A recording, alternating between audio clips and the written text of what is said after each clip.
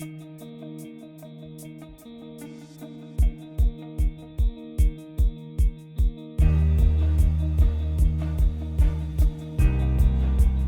idea se inició en el 2018 a través de un curso de emprendimiento en el cual se planteó proyectos de gamificación para museos, y la idea fue pivotando hasta detectar la necesidad de que hacía falta poder enseñar a los estudiantes de videojuegos a ser profesionales y emprendedores.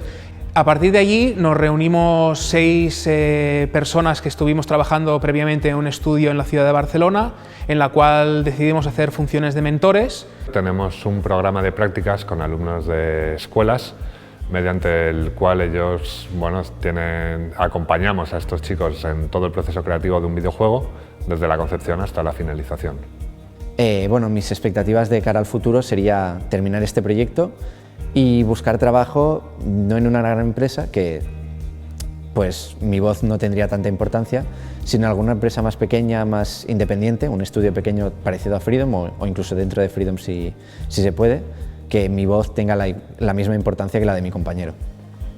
Decidimos la idea del cooperativismo sobre la creación de empresa tradicional debido a que muchos estudios de videojuegos, cuando empiezan, mucha gente que está iniciándose trabaja de una forma transversal en el cual se hace una inversión de tiempo más que una inversión económica, con el objetivo de poder obtener un rédito. Entonces, como muchos estudios de videojuegos empiezan así, con un proyecto pequeño antes de poder convertirse en empresa, decidimos democratizar ese proceso para poder dar voz y voto a aquella gente que realmente está empezando y no sabe qué ha de hacer, pero poder enseñarles un poco a poder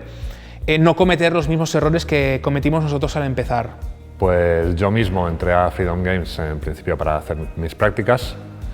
Ya venía de un background de mucho trabajo, pero claro, no tenía una experiencia en el sector del videojuego, que es lo que me pedían en cualquier momento, y realmente pues claro, para mí era una oportunidad de desarrollarme como lead artist que probablemente no hubiera encontrado en otro sitio. Bueno, en Freedom es todo muy horizontal y se habla mucho con el equipo, y en el mundo de los videojuegos en general tu opinión tiene muy poca relevancia dentro de lo que sería el producto en sí, y en cambio en Freedom pues tu voz tiene igual de importancia que la del resto de gente. Todo el equipo tiene que disponer de la misma capacidad de decisión, porque al final todos trabajan de una forma pasionaria. Entonces esto al final afecta en la calidad del producto y hace que la gente trabaje mucho más por lo que les gusta, que no tanto por el objetivo de ganar dinero.